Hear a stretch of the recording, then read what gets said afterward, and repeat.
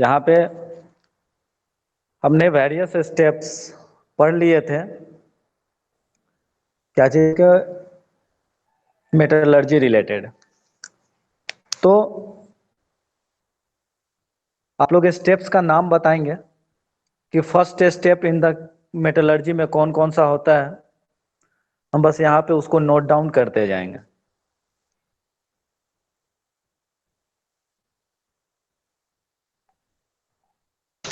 Mining. Step 1।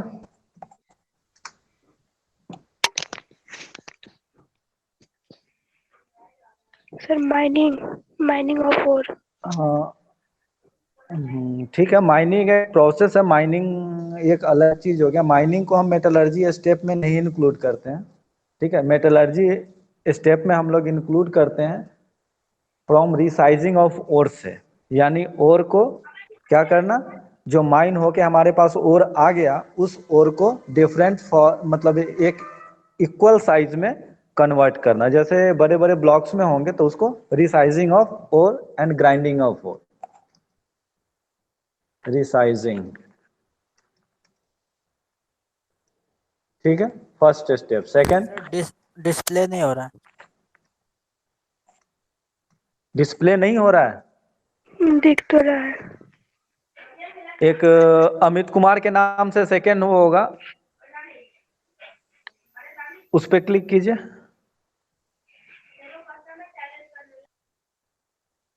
हाँ sir, Amit Kumar के नाम से एक सेकंड ज्वाइंट आ होगा, गया उस पर सर। क्लिक कीजिए।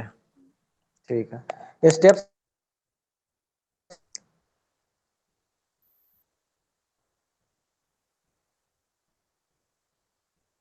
सर किसका स्टेप बताना है? हाई मतलब जो मेटल हाई ये रिएक्टिविटी मेटलर्जी का वाला। नहीं, मेटलर्जी का स्टेप सेकंड। जैसे फर्स्ट स्टेप सर हो गया ये resizing of ore, sir grinding है, हैंड जिसमें पिकिंग। ग्राइंडिंग और हैंड पिकिंग ये दोनों का दोनों इसी में इंक्लूड हो जाएगा, रिसाइजिंग ऑफ ओर्स में। जिसमें कि हम लोग हैंड पिकिंग यानी सेलेक्टिव ओर को सेलेक्ट करते हैं। फिर उसके बाद आपका हो गया सेकेंड स्टेप, जो है कि उसको रिसाइजिंग में मतलब उसको क्रशर से क्रश करना।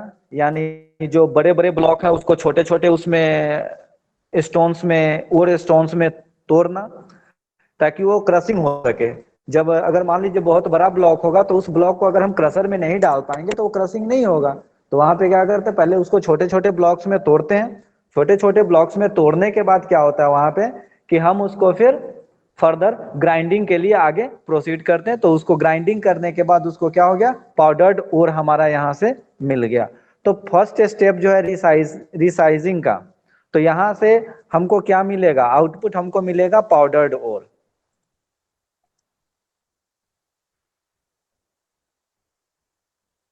पाउडर्ड ओर, यहां से हमको ore in the form of powder हमको मिल गया। उसके बाद नेक्स्ट जो स्टेप है स्टेप 2, ये स्टेप 1 था हमारा, ये स्टेप 1 हो गया। स्टेप 2 जो हो जाएगा, यहाँ पे क्या होगा सो बताइए। स्टेप 2 में अब क्या करते हैं हम लोग? सर और को मतलब सेपरेशन। निकालेंगे। यस, सेपरेशन करेंगे, हाँ, फ्लोट प्रोटेक्शन, मैग्नेटिक इस उसको उस प्रोसेस का एक मतलब metal in field of metallurgy उसका नाम दिया गया है कंसंट्रेशन ऑफ ओर। और ठीक है, हाँ, इस प्रोसेस को ही बोलते हैं, पूरे प्रोसेस को कंसंट्रेशन ऑफ ओर। यानी ओर का कंसंट्रेशन क्या कर दिया हमने, इंक्रीज कर दिया। कंसंट्रेशन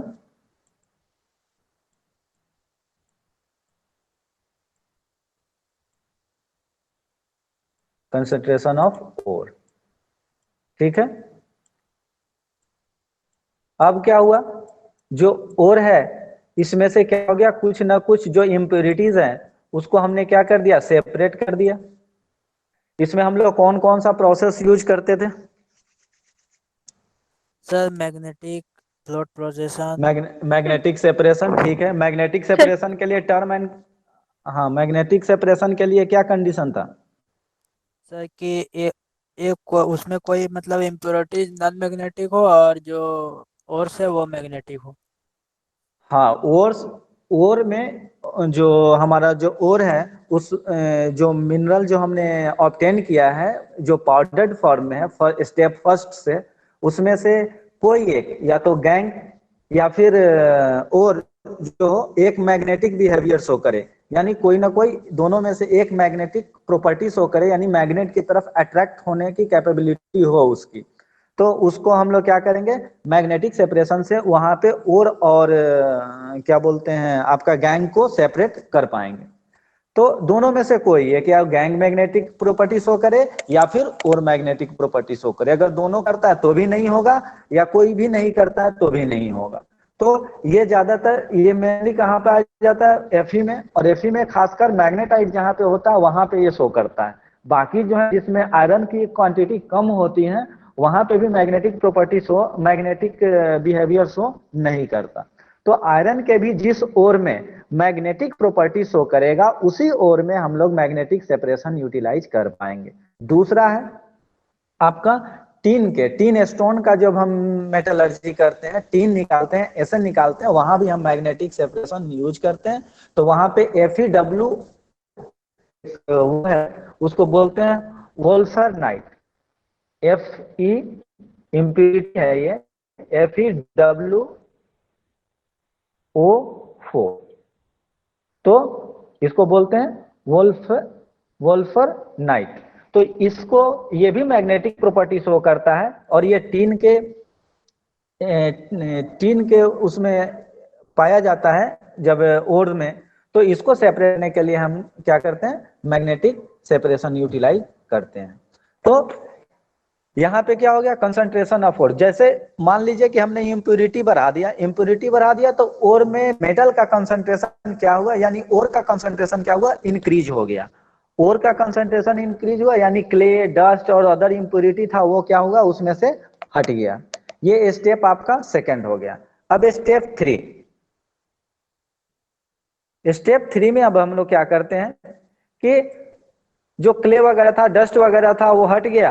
तो इसमें भी ऐसा नहीं बोल सकते कि 100% वो सारा का सारा प्यूरिफाई हुआ। इसमें भी कुछ ना कुछ अभी सिलिका वगैरह ये सब जो रह जाता है, जो कि आगे स्लैग के फॉर्म में वहां से हट जाएगा। लेकिन बहुत सारा जो मैक्सिमम क्वांटिटी है उसका वो वहां पे सेकेंड स्टेप में क्लीन हो जाता है। अब जो थर्ड स्टेप है, तो हमारा ओर जो है ये कंबाइंड फॉर्म में है। अब इस कंबाइंड फॉर्म से अब हम इसको क्या करते हैं, सेपरेट करते हैं, कन्वर्ट करते हैं किसमें, ऑक्साइड फॉर्म में। तो यहाँ पे क्या होता है, कन्वर्जन इस किस में करते हैं, उसको ऑक्साइड फॉर्म में कन्वर्ट करते हैं। तो थर्ड स्टेप क्या हो गया हमारा, बोलिए। Oxide formation. Conversion in metal oxide या ओर ऑक्साइड। ठीक है, तो हमने क्या किया, ओर को कन्वर्ट कर लिया किसमें, मेटल ऑक्साइड में। अब मेटल ऑक्साइड में क्यों कन्वर्ट किया, मेटल ऑक्साइड में कन्वर्ट करने से क्या होता है कि उसको रिड्यूस करना आसान हो, वहां से हम उसको रिड्यूसिंग एजेंट के थ्रू वो करके रिड्यूस कर लेंगे। तो conversion of concentrated ore into its oxide form. तो ये स्टेप हम लोग यहाँ पे लिख रहे हैं, conversion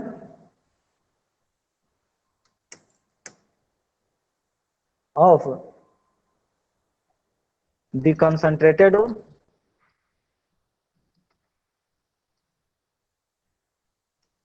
in its oxide form। तो हमने क्या कर दिया, जो हमारा कंसंट्रेटेड ओर था उसको हम लोग कन्वर्ट कर दिए किसमें, ऑक्साइड फॉर्म में। अब जब ये ऑक्साइड फॉर्म में कन्वर्ट हो गया, तो ऑक्साइड फॉर्म में कन्वर्ट करने के लिए हमने बताया था कि दो मेथड हम लोग यूटिलाइज करते हैं। वो दोनों मेथड कौन कौन सा है, Roasting कैल्सिनेशन। or calcination. हाँ, कैल्सिनेशन एंड रोस्टिंग। ठीक है,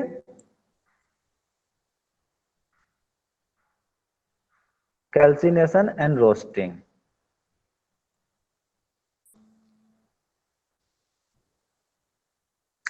तो कैल्सिनेशन जो है वो एक प्रोसेस है जिसमें हम लोग क्या करते हैं कि ऑक्सीजन यहाँ पे देने की जरूरत नहीं पड़ती, क्योंकि देखिए कोई भी कार्बोनेट होगा, जैसे Fe2CO3, CO3, एक आयरन का ओर है ये, ठीक है। इसमें क्या है,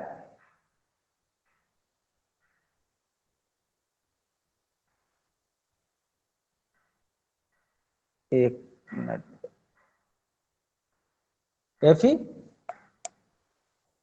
Fe2 नहीं होगा, FeCO3, ठीक है, आयरन का ओर है।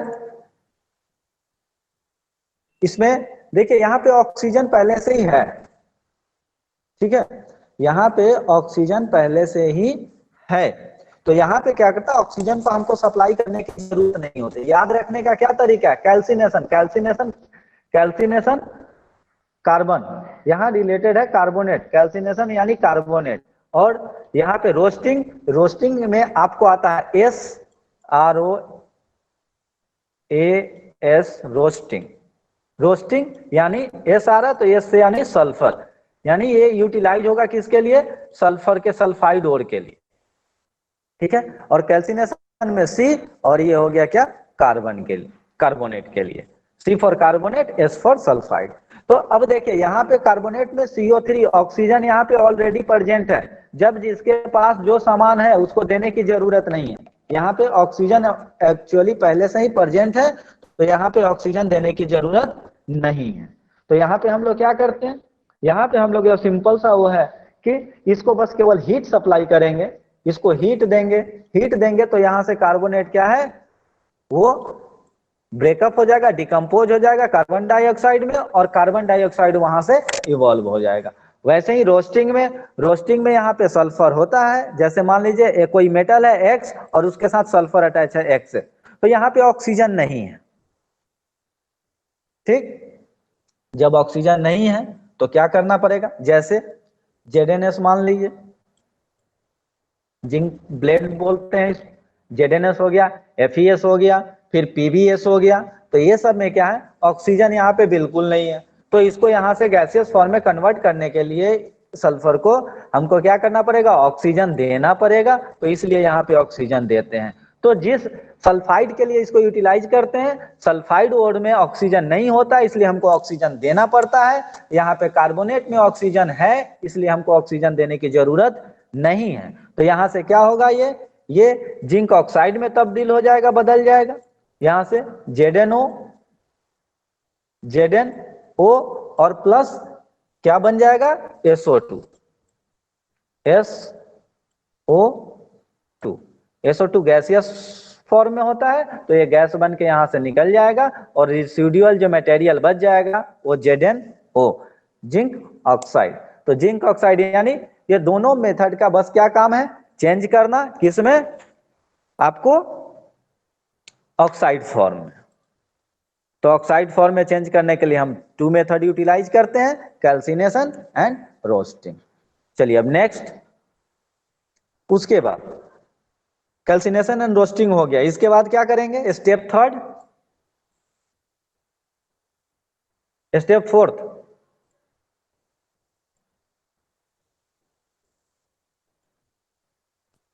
Reduction of oxide metal into the, मतलब मेटल में कन्वर्ट करेंगे ऑक्साइड मेटल को रिड्यूस करके। हाँ यहाँ पे रिडक्शन करेंगे।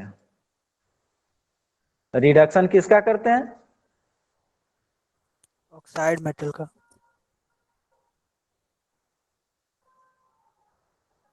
रिडक्शन हम लोग करेंगे ऑक्साइड का, यानी जो भी मेटल है, मेटल ऑक्साइड है, उसका रिडक्शन होगा, वो रिडक्शन होके मेटल में कन्वर्ट हो जाएगा, और जो दूसरा जो है वो, और जो जिससे हम रिडक्शन उसको करेंगे, वो ऑक्सीजन को ले लेगा, और ऑक्सीजन वहां से क्या हो जाएगा, गैसियस फॉर्म में या किसी अदर फॉर्म में चेंज होकर वहां से सेपरेट हो जाएगा। अब देखिए इसके बाद जो हमारे पास मेटल मिला, ये मेटल 95% के करीब प्योर होता है, ठीक है, ये भी 100% प्योर नहीं होता, ये अप्रोक्सीमेटली 95% प्योर होता है स्टेप 4 पे जो हमको मेटल मिला। अब यहां से क्या करते हैं, फर्दर इसको स्टेप 5 में लेके जाते हैं प्यूरिफिकेशन के लिए, स्टेप 5 में लेके जाते हैं कहा, प्यूरिफिकेशन के लिए।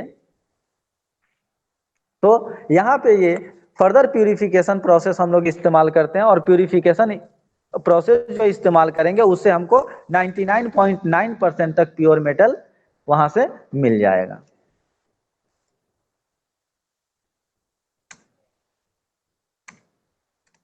तो प्यूरिफिकेशन प्रोसेस हम लोग करेंगे, यहां से हम लोग को क्या मिलेगा, 99% जो है आपको प्योर मेटल मिल जाएगा। यहाँ भी आपको 100% नहीं मिलता, 0.1% इसकी इम्प्योरिटी रह ही जाती है। अब देखिए हम लोग जो है दो हमारे सिलेबस में है जो हम लोग को पढ़ना है एक्सट्रैक्शन ऑफ मेटल, उसमें एक आयरन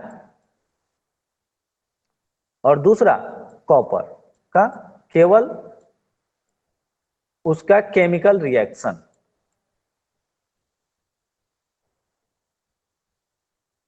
केमिकल रिएक्शन।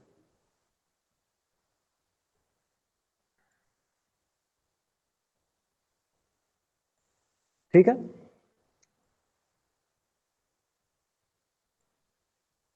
तो यहां देखिए अब हम लोग अपने नोट्स पे चलते हैं थोड़ा।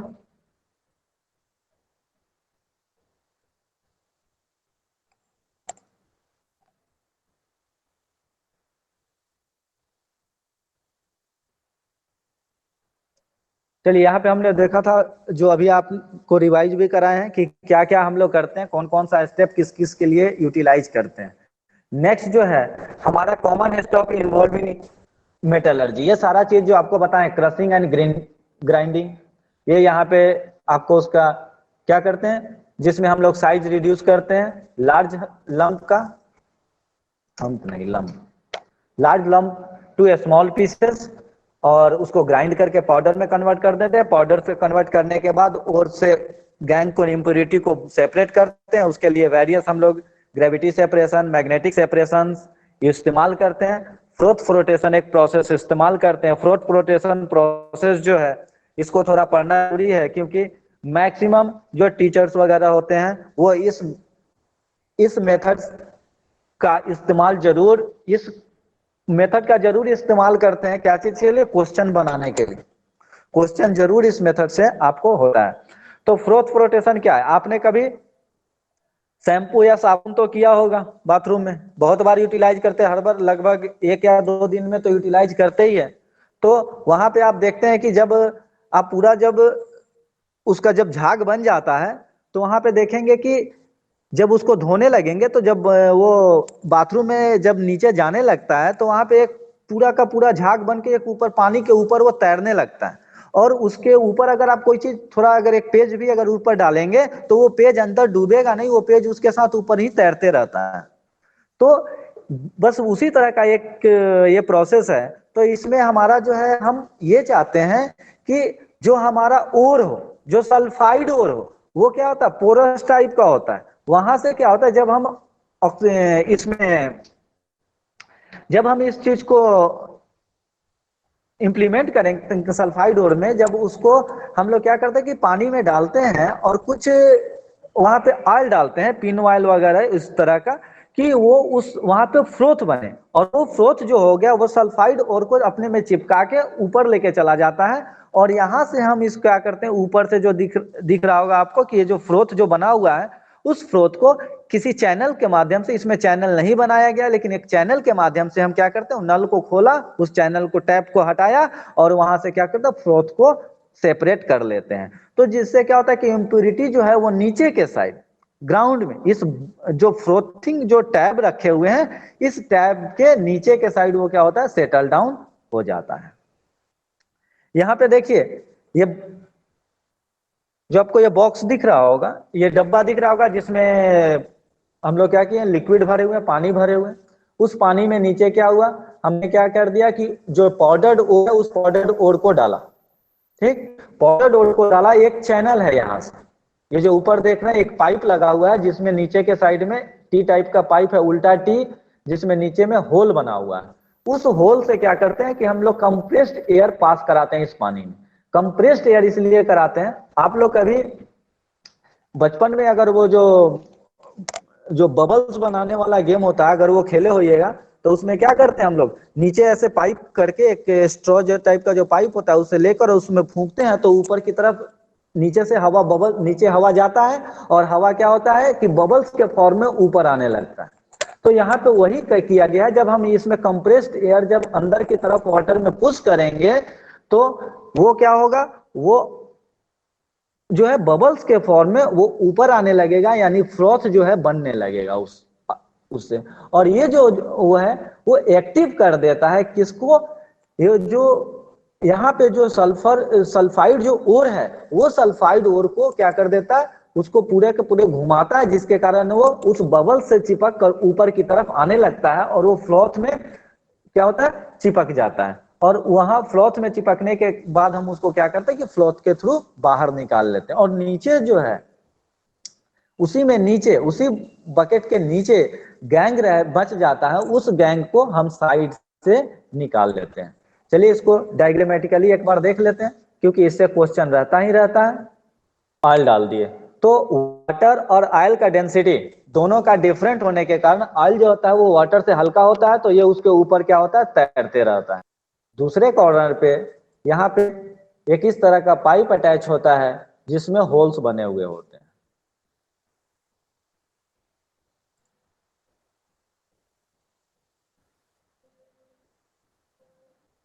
तो मान लीजिए ये होल्स बने हुए हैं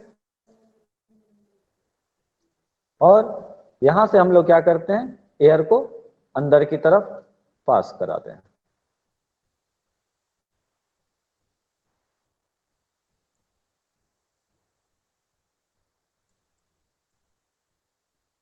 यहां हमने डाला एक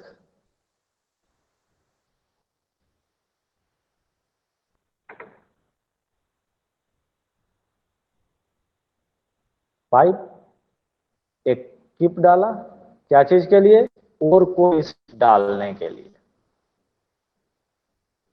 जो हमारा पाउडर डोर है यहां से आएगा इसके अंदर, ठीक है। ये और किस कैसा होना चाहिए, बोलिए। सबसे पहला कंडीशन इसमें यह है कि फ्रोथ फ्लोटेशन प्रोसेस किसके लिए यूज करते हैं, सल्फाइड सल्फाइड ओर और के लिए।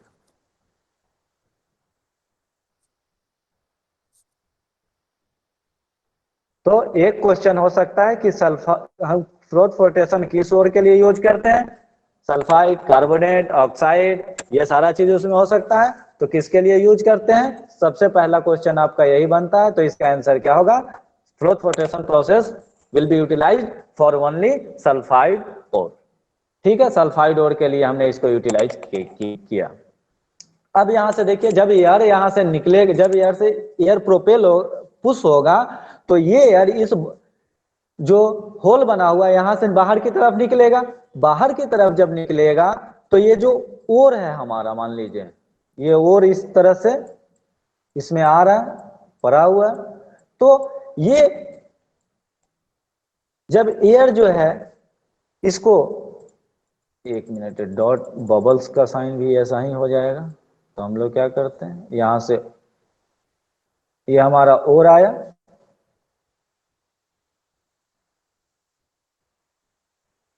ठीक है। तो ये बबल्स जो है ये इस ओर, जैसे ही ये बबल्स फॉर्म होने लगेगा और ये बबल्स क्या करेगा, इस ओर को डिस्टर्ब करेगा। जैसे मिट्टी में पानी वगैरह में क्या होता है, पानी के तली में अगर मिट्टी भरा हुआ है, मिट्टी है, तो हम उसको अगर उसमें एयर अगर दे दें या कोई चीज हमको उसमें उसको स्टीयर करे, घुमाए, तो वो पूरे में मिल जाता है। तो ये क्या करेगा, ये और जो पाउडर के फॉर्म में है ये क्या करेगा, इधर उधर ऐसे ऐसे बिखर जाएगा। जैसे ही हम उसको में पानी ये एयर पास कराएंगे, और तो ये क्या करेगा, इस जो बबल्स है इस बबल्स के साथ ये चिपक जाएगा इसके सरफेस। चिपकने के कारण, चूंकि सल्फाइड जो है एक थोड़ा हल्का भी होता है, और जब ये चिपकेगा इससे तो ये क्या करेगा, ये ऊपर की तरफ उठते जाएगा बबल्स, ठीक है। और ऊपर ये क्या हो जाएगा, एक तरह से इधर फ्रोथ बना लेगा, झाग बना लेगा, और उस झाग में क्या होगा, और चिपका हुआ होगा।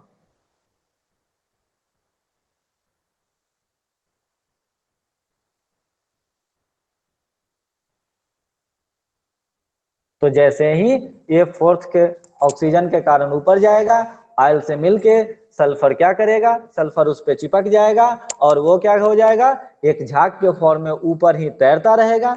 उसको हम लोग क्या करते हैं, यहां से एक होल से, टैप होल से यहां से उसको बाहर निकाल लेते हैं।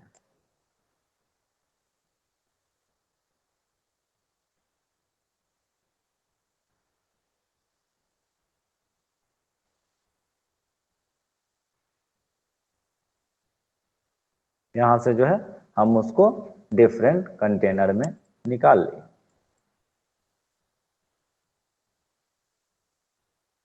इम्प्योरिटी जो है वो इम्प्योरिटी क्या होगी, वो इम्प्योरिटी यहीं पे रह जाएगी।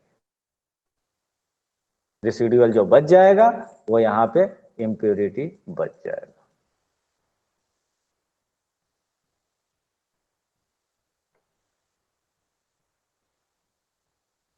और इस तरीके से फ्रोथ फ्लोटेशन मेथड से क्या करते हैं हम लोग, जो है सल्फाइड ओर को कॉन्सेंट्रेट कर पाते हैं। ठीक है, समझ में आया ये?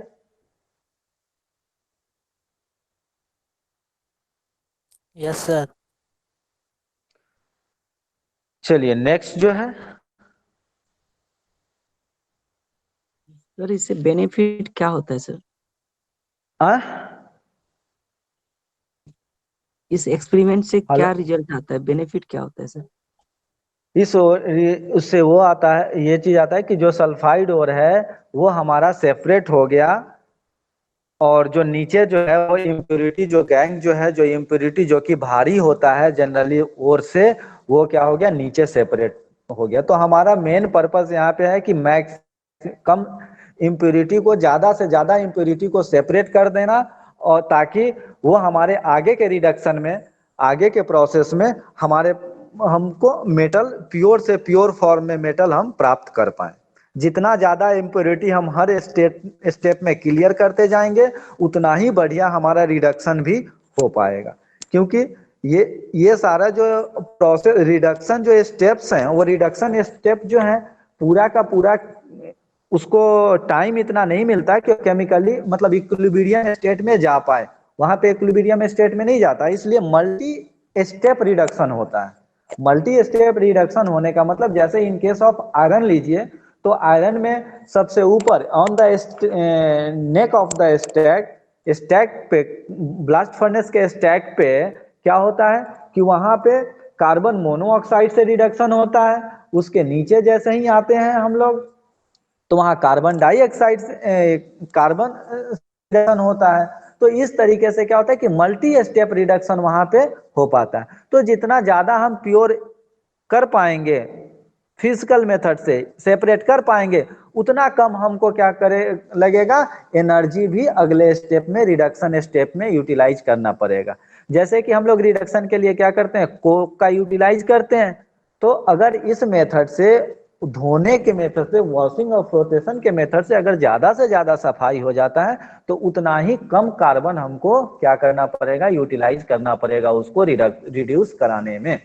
तो कहीं कहीं कार्बन होता है, और कहीं कहीं पे क्या होता है कि हमको वहां पे आपको अलग, जैसे एल्युमिनियम वगैरह जो है, उन सब का भी यूटिलाइज करना पड़ता है रिडक्शन के लिए, जो कि काफी कार्बन से कॉस्टली पड़ जाता है।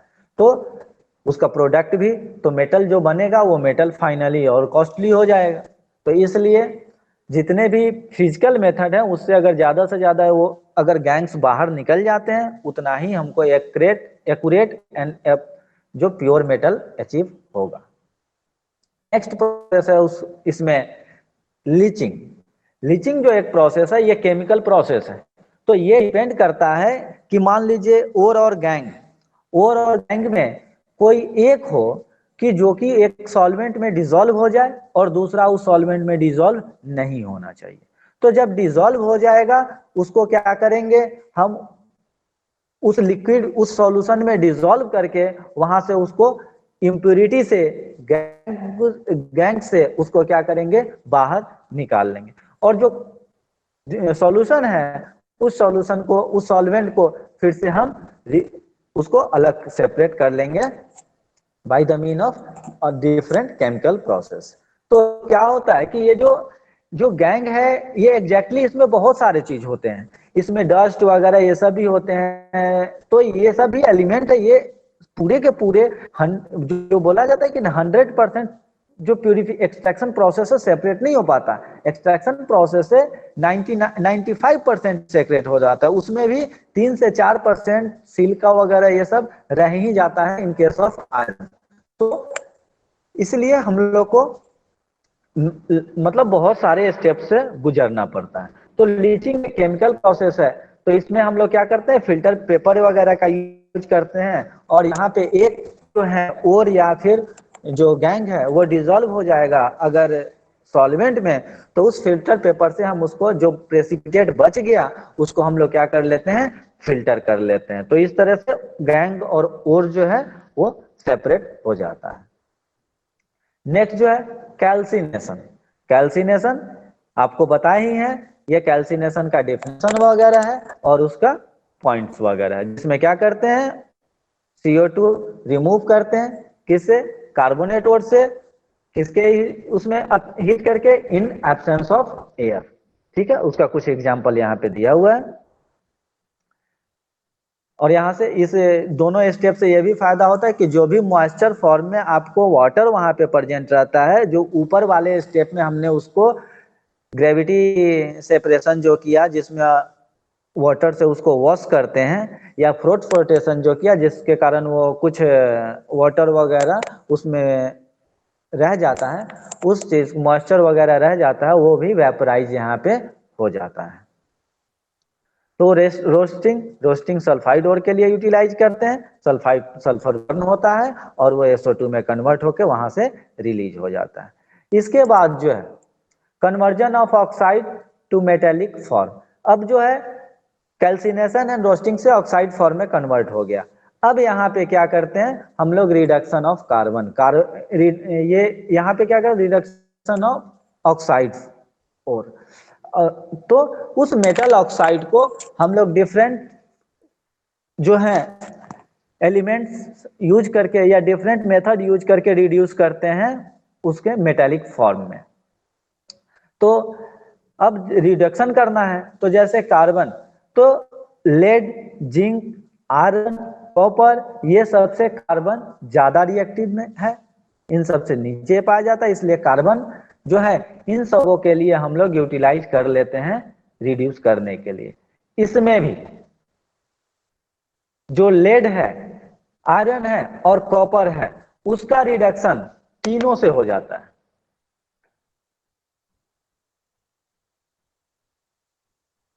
ये जरा देखिएगा, इंपॉर्टेंट पॉइंट है।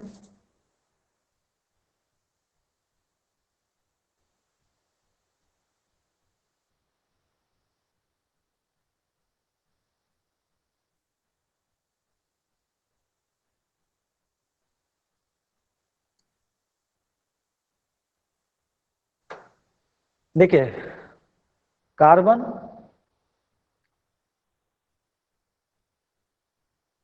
CO कार्बन मोनोऑक्साइड, ठीक, और कार्बन डाइऑक्साइड CO2। ये जो है ऑक्सीजन लेके अगर सफिशिएंट ऑक्सीजन मिला तो कार्बन डाइऑक्साइड बनाएगा, इनसफिशिएंट मिला तो कार्बन मोनोऑक्साइड में कन्वर्ट हो जाता है।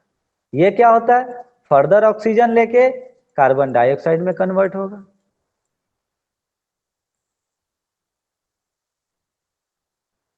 ये जो है कार्बन अगर है तो कार्बन लेकर ये फिर से कार्बन मोनोऑक्साइड में कन्वर्ट हो जाएगा,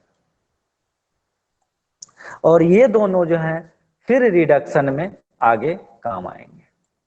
कहा, देखिए Fe2O3, यहां से हम CO से रिएक्ट कराते हैं इसको, ठीक है। यहां क्या किया हमने, कार्बन मोनोऑक्साइड से इसको रिएक्ट कराया, तो क्या बनेगा,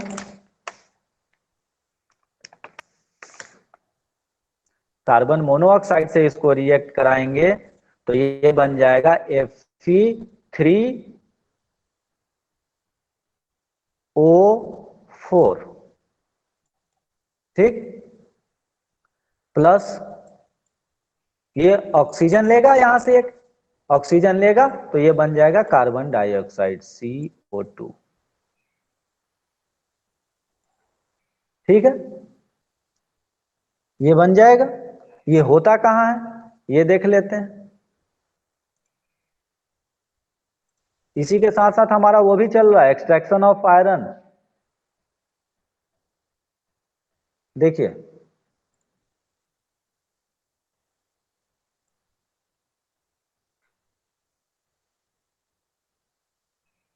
ये टॉप पे, ये हमारा ब्लास्ट फर्नेस है, ठीक है। इस ब्लास्ट फर्नेस के टॉप पे यहां पे CO carbon mono step third दिख रहा है इसमें, यस सर। स्टेप थर्ड देखिए, यहाँ कार्बन मोनोऑक्साइड है CO, उसके बगैर उसमें है प्लस Fe2O3, यही हम ऊपर से डालते हैं। ब्लास्ट फर्नेस को पहले से हम चार्ज करके रखते हैं, यानी पहले से ये गर्म है, यहाँ पे बर्निंग हो रहा है। ऊपर से ये बेल्ट के थ्रू, ये जो बेल्ट दिख रहा है, इस बेल्ट के थ्रू हम लोग क्या करते हैं, आयरन, कोक और लाइम स्टोन को इसमें इनपुट कराते हैं, ठीक है।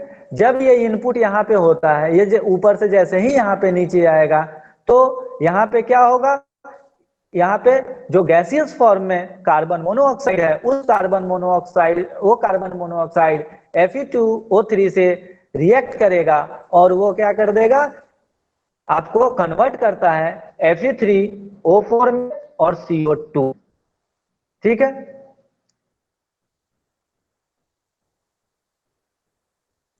ये चीज जो फर्स्ट स्टेप है, 200 डिग्री तक आपका टेम्परेचर है, Fe2O3 रिएक्ट किया CO से, कार्बन मोनोऑक्साइड से, वो बन गया क्या, Fe2O3, Fe3O4 और प्लस CO2, ठीक। फिर फर्दर ये Fe3O4 नीचे आया।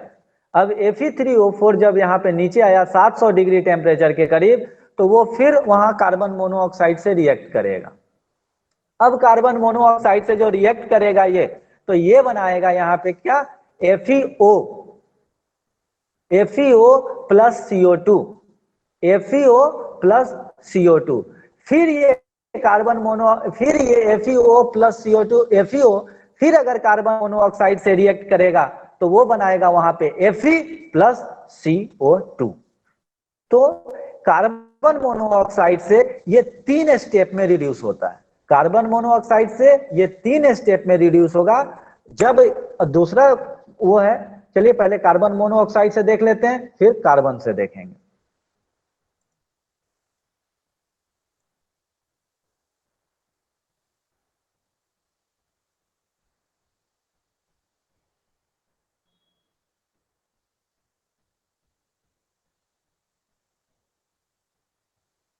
चलिए यहां देखिए, कार्बन मोनोऑक्साइड क्या इसमें कन्वर्ट कर दिया यहाँ पे Fe3O4, ठीक है। इसको बैलेंस कर ले थोड़ा,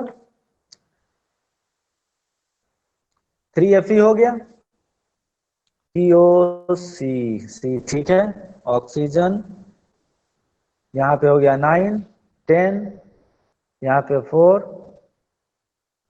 इसको भी तो बैलेंस करना पड़ेगा, 6 हुआ, तो ये भी 6, 2 से मल्टीप्लाई कर दिया, अब ये हो गया बैलेंस। तो क्या हुआ, 3Fe2O3 प्लस CO, तो कितना बना, 2Fe3O4, ठीक है। कॉन्सेंट्रेशन किसका है, बढ़ गया आयरन का Fe3O4 के फॉर्म में। अब यहाँ पे क्या है, Fe3O4 रिएक्ट करेगा फिर से,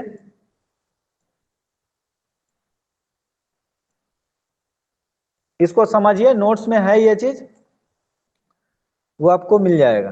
नहीं तो लास्ट टाइम हम बोलेंगे कि स्नैप ले लीजिए, अगर एकदम अभी के लिए तो वो ले लेंगे। अभी पहले इसको समझने का कोशिश कीजिए। यहाँ पे फिर CO से रिएक्ट किया। अब CO से रिएक्ट किया तो ये CO जो है कार्बन मोनोऑक्साइड, एक ऑक्सीजन फिर इससे ऑक्सीजन खींचेगा। तो ये ऑक्सीजन जब ये खींच लेगा तो ये क्या होगा, ये कन्वर्ट हो जाएगा FeO में। ठीक है, ये बनेगा 2 प्लस CO2।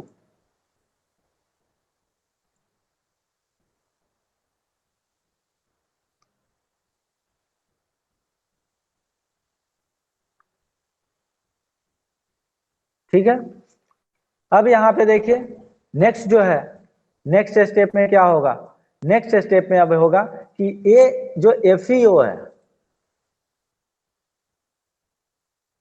यहां पे फिर इसको अगर कार्बन मोनोऑक्साइड मिलता है CO, तो ये यहां से निकल जाए, बनेगा क्या, Fe प्लस CO2।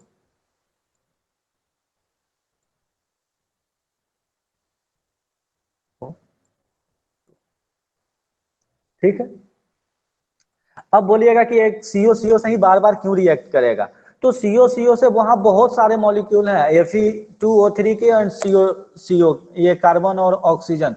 तो और वो रिएक्शन इतने हाई टेम्परेचर पे हो रहा है कि जितने भी ये जो एटम है कार्बन ऑक्सीजन आयरन वगैरह के, ये बहुत ज्यादा एनर्जी के साथ, एनर्जी है, हाई एनर्जी स्टेट पे हैं। तो ये एक दूसरे से जो है जिसको जो मिल जाएगा उससे रिएक्ट हो जाए। अब ये तो किससे रहा, ये रिडक्शन स्टेप रहा किससे, CO के द्वारा, कार्बन मोनोऑक्साइड के द्वारा। अब जो है जो अगर C से अगर कोई रिएक्ट करता है, अगर वो नीचे आ जाता है, ऐसे नीचे धीरे धीरे मोल्टन कंडीशन में बहुत कम आते हैं, लेकिन मतलब जो कि C से डायरेक्ट रिएक्ट कर पाए, लेकिन जैसे ही वो C से रिएक्ट कर लेगा तो C से रिएक्ट करते ही वो क्या होगा, वो एक स्टेप इसमें एडवांस चला जाएगा, एक स्टेप इसमें क्या होगा, एडवांस चला जाएगा, और वो डायरेक्ट क्या होगा, FeO में कन्वर्ट हो जाएगा इसमें। सर सर मतलब वहाँ Fe2O3 प्लस C और इज ज्यादातर इक्वल टू, हेलो क्या चीज, सर हाँ मतलब बोलिए, Fe2O3 को जब कार्बन से रिएक्ट करेंगे तो FeO बना लेगा, यही ना? हाँ उसमें एक स्टेप एडवांस चला जाता है। ज्यादातर मैक्सिमम रिएक्शन जो होता है वो CO कार्बन मोनोऑक्साइड से ही होता है, क्योंकि देखिए जो ब्लास्ट फर्नेस अभी हम दिखा रहे हैं, इसमें क्या होता है कि जो कार्बन जो होता है वो कार्बन जनरली नीचे बर्न होता है, अलग अलग में डिस्चार्जिंग किया जाता है। किसी किसी में क्या होता है कि यहाँ पे कोक का नीचे जो है वो कार्बन का बेस बनाया जाता है, यहाँ पे 2C प्लस O2 लिखा हुआ और CO2 बनाया हुआ है, इससे ऊपर जो रीजन है यहाँ पे पूरा का पूरा कार्बन भरा जाता है, कोक भरा जाता है, और ये जो साइड में जो एयर लिखा हुआ है यहाँ से हॉट एयर इसको बर्निंग के लिए प्रोवाइड किया जाता है, ताकि ये बर्न होगा ऑक्सीजन के सप्लाई में और कार्बन मोनोऑक्साइड यहाँ से बनेगा। तो चूंकि कार्बन यहाँ पे ज्यादा है और एयर इसलिए बाहर से दिया जा रहा है, तो यहाँ पे कार्बन मोनोऑक्साइड ज्यादातर बनेगा, और ये कार्बन मोनोऑक्साइड ऊपर से, और ऊपर से हम लोग क्या कर रहे हैं, ऊपर से हम लोग ओर को मिलाकर ओर का मिक्सचर जो है डिस्चार्ज करा रहे हैं, इसमें डाल रहे हैं। तो जैसे जैसे ये ऊपर ही ज्यादातर रिएक्शन होता है, यहाँ तक आते आते जैसे 1200 डिग्री टेम्परेचर तक आते आते लगभग रिडक्शन का काम कंप्लीट हो जाता है। तो ज्यादातर ये कार्बन मोनोऑक्साइड से ही रिड्यूस हो जाता है। Very less amount of the compound जो रिएक्शन होता है, बहुत कम अमाउंट का रिएक्शन होता है, वो डायरेक्ट कार्बन से हो पाता है। इसमें भी बीच में जैसे अब इसमें आता है कि फिलिंग कैसे किया जाता है, तो फिलिंग करने का भी अलग अलग तरीका है। फिलिंग करने का है कि पहले हम केवल कोक डाल दें, नहीं तो बहुत जगह क्या, बहुत उसमें ब्लास्ट फर्नेस में होता है कि फिलिंग जैसे वो लेयर बाय लेयर करता है। एक लेयर हम मान लीजिए पहले नीचे कोक का डाला हुआ है छोटा सा लेयर, उसके ऊपर क्या हुआ लाइमस्टोन लेयर डाला, उसके ऊपर ओर का लेयर डाला, इस तरह से लेयर बाय लेयर भी फिलिंग किसी किसी ब्लास्ट फर्नेस में होता है। किसी किसी ब्लास्ट फर्नेस में क्या होता है कि उसके नेक के थ्रू, टॉप के थ्रू उसमें क्या होता है, ओर्स का मिक्सचर उसमें इंट्रोड्यूस कराया जाता है, डाला जाता है। तो अभी इसमें जो जैसे मैक्सिमम में आज अभी क्या होता है, क्रशर वो ऑन रेगुलर बेल्ट लगा हुआ था तो वो वहां पे सेफ था जहां पे मैनुअल डाला जाता था। मैनुअल डालने से क्या होता, मैनुअल वाले में क्या होता था कि बेड बाय बेड हम लोग डाल उसको, फिर एक बार पूरे भट्टी को स्टार्ट कर दें और भट्टी के उसके बाद क्या होगा कि जब प्रोसेस हो जाएगा तो फिर भट्टी से वहां से सारा चीज धीरे धीरे सेपरेट करेंगे। लेकिन अब क्या होगा कि अब सब ऑटोमेटिक हो गया, बेल्ट के थ्रू इस पे डायरेक्ट जाने लगा। तो बेल्ट के थ्रू जाने से क्या होगा कि उसमें किसी भी मशीन वगैरह को वहां पे इम्प्लीमेंट करने का जरूरत, लगाने का जरूरत नहीं होता है और मशीन के थ्रू डिस्चार्ज, तो वो भट्टी के रन करते टाइम भी उसमें डालने में सहूलियत होती है। तो इस तरीके से डिस्चार्जिंग फिर शुरू हो गया है। अब इसमें जब ये 1200 कम के डिग्री के करीब लगभग आएगा तो उस समय पूरा का पूरा ओर जो है और जो हमारा लाइमस्टोन वगैरह है सारा का सारा मेल्ट हो चुका होगा और ये 1800 डिग्री तक आते आते ये पूरा का पूरा जो मिक्सचर है लाइमस्टोन से लेके ये काफी डाइल्यूट हो गया होगा, डाइल्यूट हो चुका होगा कि जिसमें अपने डेंसिटी के बेस पे, यानी जिसका डेंसिटी ज्यादा है, यानी जो ज्यादा भारी है, जिसके ग्रेविटी पुल ज्यादा लग रहा है वो बॉटम के साइड, और जिस पे ग्रेविटी पुल कम लग रहा है वो उससे ऊपर ऊपर की तरफ शिफ्ट हो जाएगा। तो चूंकि आयरन का डेंसिटी स्लैग के डेंसिटी से ज्यादा है तो वो क्या होगा, जो फ्लक्स जो है वो कुछ सिलिका जो बच जाता है, इम्प्यूरिटी जो बच जाता है उसके साथ मिलकर स्लैग बना लेता है, वो स्लैग जो है ऊपर रहेगा और आयरन उसके नीचे।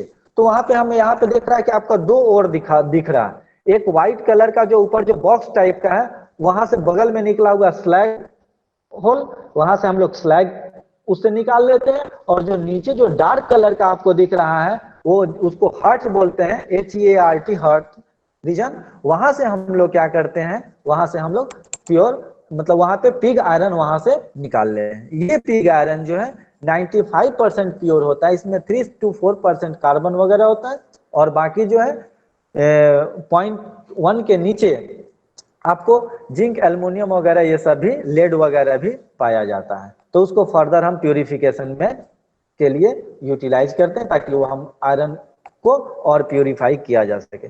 तो डिपेंड करता है कि किस तरह का हमको यूटिलाइजेशन करना है। अगर हमको उसको स्टील वगैरह, गुड क्वालिटी का स्टील वगैरह बनाने के लिए इस्तेमाल करना तो उसको प्यूरिफिकेशन में, हायर ऑर्डर प्यूरिफिकेशन में ले जाना पड़ेगा ताकि 99% से ऊपर तक उसको प्योर किया जा सके। तो ये प्रोसेस है आपको ओर्स के वो करने में। यहाँ पे प्रोसेस जो है ये यहाँ पे सारा प्रोसेस, जितने भी केमिकल रिएक्शन जो हैं वो सारा यहाँ पे लिस्ट किया गया है। ये देखिए, थोड़ा विजुअल में दिक्कत अगर होगा लिखने वगैरह में, लेकिन अगर थोड़ा कंसंट्रेट करेंगे तो ये दिख जाएगा आसानी से। सर ऊपर से सर सेकेंड लाइन में Fe3O4 प्लस CO है कार्बन ऑक्साइड। सेकेंड, हाँ ऊपर से सेकेंड रिएक्शन सर। देखिए यहाँ जो फर्स्ट, हाँ बैलेंस यहाँ जो ओवरऑल प्रोसेस, ये वाला रिएक्शन, हाँ ये बैलेंस नहीं है, ठीक है, इसको बैलेंस करना पड़ेगा। सर वहां पर 2 के जगह पे 3 ठीक होना है, इसको चाहिए। बैलेंस करके 3 होगा तो इधर ऑक्सीजन का कंपोजिशन भी चेंज होगा। इसको बैलेंस करके देखिएगा, यहाँ 4 और 1 5 ऑक्सीजन है ना, यहाँ पे 3 करेंगे तो 3 और 2 5 ऑक्सीजन हो जाएगा। ठीक है, हाँ 3 हो जाएगा, 3 कर देंगे तो बैलेंस हो जाएगा। Yes sir. ठीक है, तो ये देखिए जो ऊपर का 2 रिएक्शन दिया हुआ है, कार्बन से Fe2C3 मिला तो डायरेक्ट यहाँ पे बता दिया क्या कि Fe प्लस C3CO2 मिल गया। ठीक है, ये ओवरऑल रिएक्शन है, जितने भी इसमें इंटरमीडिएट रिएक्शन है उन सबको हटा के डायरेक्ट कार्बन से इसको रिएक्ट कर दिया। ये ओवरऑल रिएक्शन इसीलिए लिखा हुआ है। तो इसमें क्या है, ये अलग अलग स्टेप पे अलग अलग रिएक्शन आपको यहाँ पे दिखा हुआ है। देखिए यहाँ पे जो 3 सेक्शन में इसको लगभग डिवाइड है। फर्स्ट ओवरऑल रिएक्शन लिखा हुआ, और ये जो CaSiO3 लिखा हुआ है इसमें देखिए, कैल्शियम सिलिकेट CaSiO3, यही स्लैग है आपका, इसी को बोलते हैं स्लैग। कभी कभी एग्जाम में डायरेक्ट पूछ भी लेता है right the chemical formula of slag. तो स्लैग का केमिकल फॉर्मूला लिखने के लिए अगर पूछ लिया तो इसका केमिकल फॉर्मूला होता है CaSiO3। तो जैसे ही कैल्शियम कार्बोनेट से यहाँ पे SiO3 रिएक्ट करेगा तो वो बनाएगा स्लैग CaSiO3 और वहां पे कार्बन डाइऑक्साइड रिलीज होगा। ये कार्बन डाइऑक्साइड या तो ये क्या करेगा, ऊपर निकल जाए या फिर से कार्बन को ट्रैप कर ले, कार्बन से रिएक्ट करके कार्बन मोनोऑक्साइड में भी बदल जाता है। नेक्स्ट जो है, ये स्टेप बाय स्टेप इसका प्रोसेस दिया हुआ है कि 400 डिग्री सेल्सियस पे क्या होता है, 400 डिग्री सेल्सियस पे कार्बन मोनोऑक्साइड गैसियस अवस्था में पाया जाता है और Fe2O3 ये सॉलिड उसमें पाया जाएगा। तो जो भी कुछ होगा रिएक्ट करेगा Fe2O3 वो कन्वर्ट कर देगा Fe2O3 को Fe3O4 में। Fe2O3 हेमेटाइट का सूत्र है, केमिकल फॉर्मूला है। Fe3O4 जो है वो है फॉर्मूला है। तो ये क्या करता है, Fe2O3 जो कि लोअर कॉन्सेंट्रेशन में है, ऑक्साइड वहां पे ज्यादा है और आयरन जो है इसके रेस्पेक्ट में Fe3O4 के रेस्पेक्ट में कम है, तो उसका क्या होता है, इंक्रीज हो जाता है, ऑक्सीजन का जो क्वांटिटी है इसमें रिड्यूस हो जाता है, कम हो जाता है। नेक्स्ट स्टेप जो है, फिर यहाँ पे Fe3O4 जो है रिड्यूस हुआ, अगर उससे फिर CO अगर अटैच हो गया तो वो क्या कर देता है, कन्वर्ट कर देता है FeO में, आयरन ऑक्साइड में, और CO2 रिलीज हो जाता है।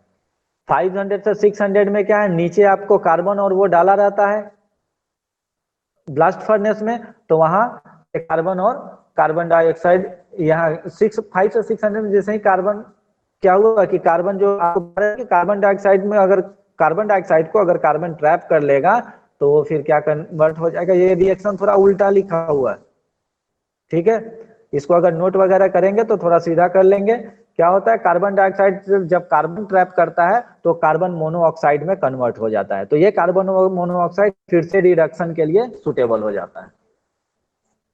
उसके बाद जो ये कार्बन जो है,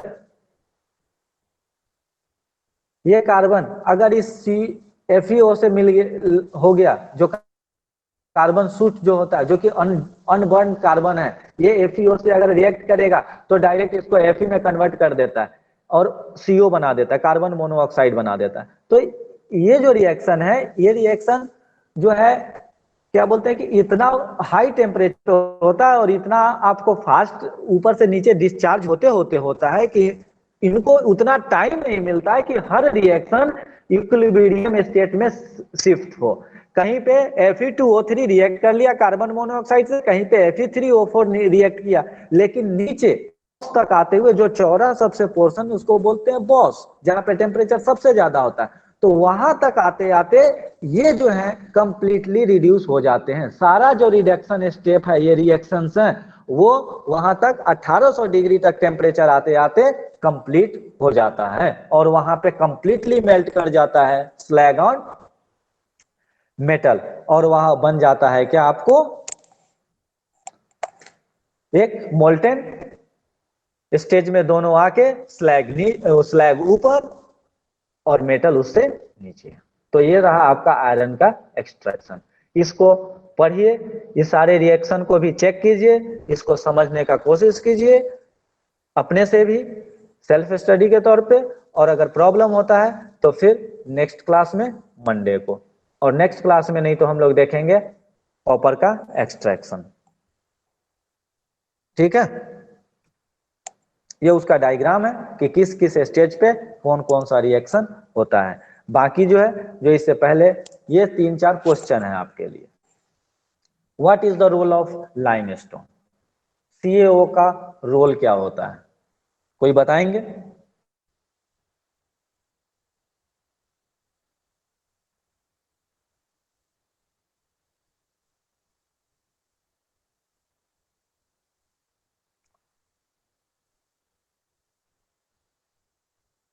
बोलिए, लाइमस्टोन का रोल क्या होता है?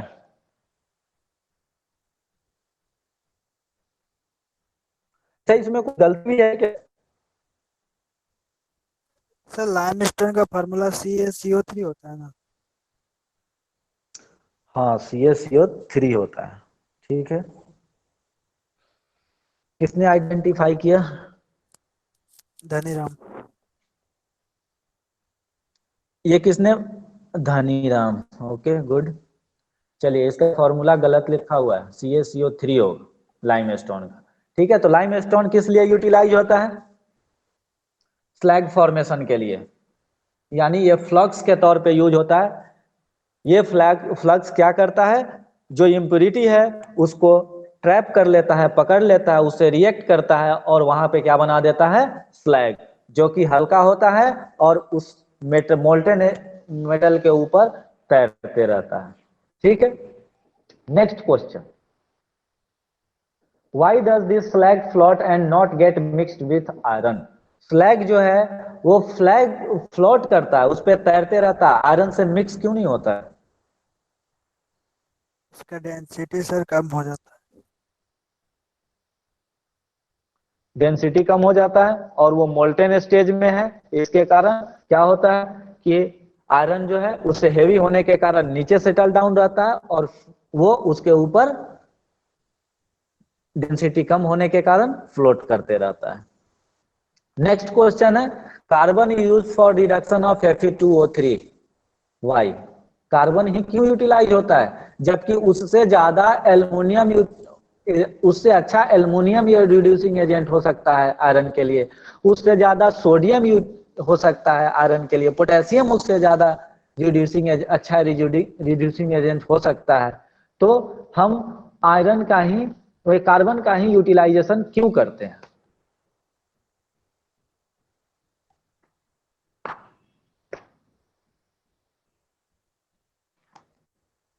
इसका जवाब है आप लोग के पास?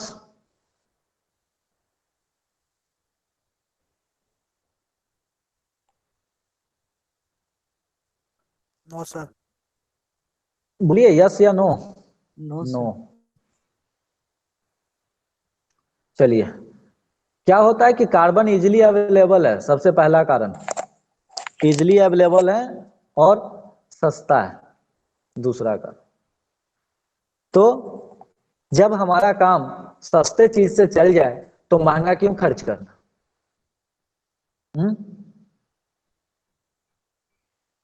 सही है ना?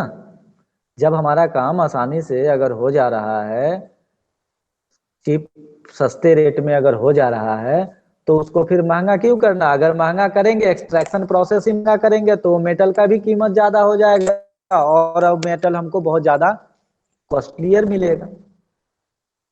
Yes sir. तो इसीलिए हम लोग कार्बन का यूटिलाइज करते हैं। एल्युमिनियम, पोटेशियम, सोडियम ये सब खुद महंगा मेटल है और आयरन के एक्सट्रैक्शन में करने के लिए उसको यूटिलाइज करेंगे तो इस आयरन का कॉस्ट उन सबसे भी ज्यादा हो जाएगा। और जबकि आयरन का यूटिलाइजेशन इसीलिए होता है कि एक तो मजबूत होता है, दूसरा एल्युमिनियम के बाद यही सबसे ज्यादा मेटल पाया जाता है अर्थ क्रस्ट में, तीसरा कि ये एल्युमिनियम वगैरह से सस्ता होता है। तो कार्बन का यूटिलाइजेशन इसलिए किया जाता है कि इजिली अवेलेबल है in the form of coke या in the form of coal, और ये चीपर है बाकी सब मेटल के रेस्पेक्ट में या कंपैरिजन में। ठीक है, तो इसमें थोड़ा और अल्टरेशन करना है, उसके बाद ये नोट्स आपके पास पहुंच जाएगा। यहाँ पे देखिए, मिनरल्स ऑफ आयरन, आयरन के कौन कौन से मिनरल्स होते हैं, कौन कौन से ओर्स होते हैं? तो मैग्नेटाइट, हेमेटाइट, सीडेराइट, लिमोनाइट। क्या इसमें कोई चीज छूटा है एक और? वो तो हम बता ही दे कि एक छूटा है, लेकिन क्या है वो?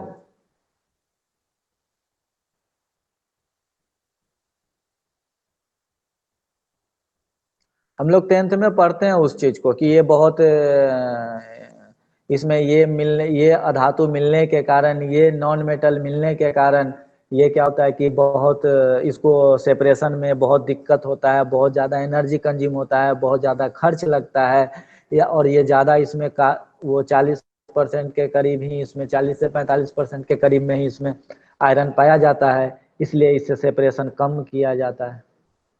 बिटुमिनस। उसको बोलते हैं पैराइट। पैराइट बिटुमिनस कोयले का टाइप है, ठीक है, उसको बोलते हैं पैराइट, FeS। देखिए सबसे ज्यादा पाए जाने वाला इसमें 72.4% आयरन होता है मैग्नेटाइट, ठीक है। ये in the form of ore के फॉर्म में भी मैग्नेटिक प्रॉपर्टी को शो करता है। उसके बाद है हेमेटाइट, ये 69.9% इसमें क्या होता है, लगभग 70% के करीब इसमें आयरन होता है, 60 to 70%, ये रेंज पाया जाता है। कहीं पे आपको 70% भी, कहीं पे 65% भी, यानी 65 to 70% के बीच में इसमें पाया जाता है। मैग्नेटाइट में 70 से 72-73% तक पाया जाता है। सीडेराइट में 45 to 48%, ठीक है। और यो लिमोनाइट जो है ये बहुत ही इंपॉर्टेंट वो है, इसका फॉर्मूला भी बहुत सारे बुक में अलग अलग से आपको मिल जाएगा, लेकिन ये जो फॉर्मूला है ये आपको नीट के एग्जाम में पूछा हुआ है कि लिमोनाइट का केमिकल फॉर्मूला क्या होता है, तो वो है FeO ब्रैकेट में OH इंटू NH2O। NH2O का मतलब ये कुछ भी हो सकता है, 1 2 3 4 5 6 7 8 9 10 10 जो भी है, ठीक है। जनरली 3 में पाया जाता है, 3H2O में। तो इसमें लिमोनाइट में 55% होता है। लिमोनाइट को थोड़ा निकालने में दिक्कत होता है, इसका एक्सट्रैक्शन में भी थोड़ा प्रॉब्लम होता है, लेकिन इसीलिए हमारे सबसे ज्यादा पाया जाने वाला है हेमेटाइट, और हम हेमेटाइट का ही एक्सट्रैक्शन पढ़ते हैं। तो हेमेटाइट से हम लोग क्या करते हैं, पहले बनता है मैग्नेटाइट से यानी 65-66% है आयरन है, वहां से आयरन का कंसंट्रेशन इंक्रीज होता है, एक बार रिडक्शन के बाद 72-73%, वहां से फिर हम लोग 90-95% के करीब पहुंच जाते हैं, और फिर रिडक्शन स्टेप जब कंप्लीट हो जाता है तो 90% प्योर आपको आयरन को लेकर हम लोग आगे बढ़ते हैं, और उसको फिर आगे फर्दर प्यूरिफिकेशन में ब्रॉट आयरन, स्टील वगैरह ये सब बनाने में हम लोग क्या करते हैं, 99% से एबव उसका प्योरिटी गेन करते हैं, ठीक है। तो आज के लिए इतना ही, शायद क्लास का टाइम आगे जा रहा है ना।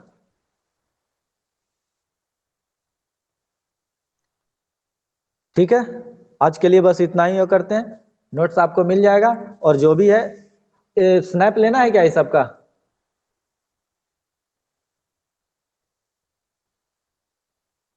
ले लिए सर।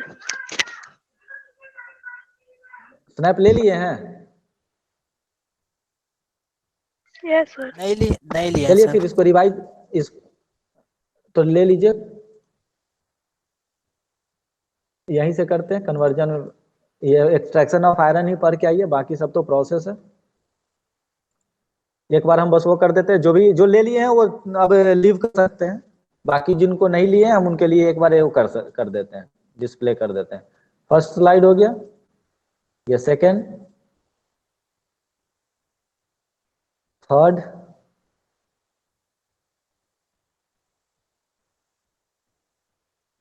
ये फोर्थ,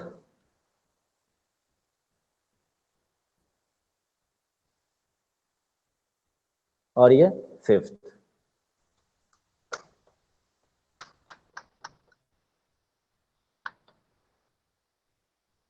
सर सेकंड वाला और एक बार ये दिखाएंगे? सारा का सारा जो रिएक्शन है, ठीक है बैकवर्ड कर देते, ये सब का सब जो रिएक्शन है, ये सब रिएक्शन आप एक बार खुद से अपने से लिखिएगा, ऐसा नहीं कि पढ़ के तो हमको समझ में आ गया, लेकिन कभी भी ये रिएक्शन अगर नोट होगा, लिखना होगा तो वहां पे कंफ्यूज हो जाएंगे, ये जान लीजिए, तो उसको खुद से एक बार जरूर लिखिएगा। Sir second. चलिए हम सब एक बार धीरे धीरे रिपीट कर, ये हो गया। थैंक यू सर, हो गया।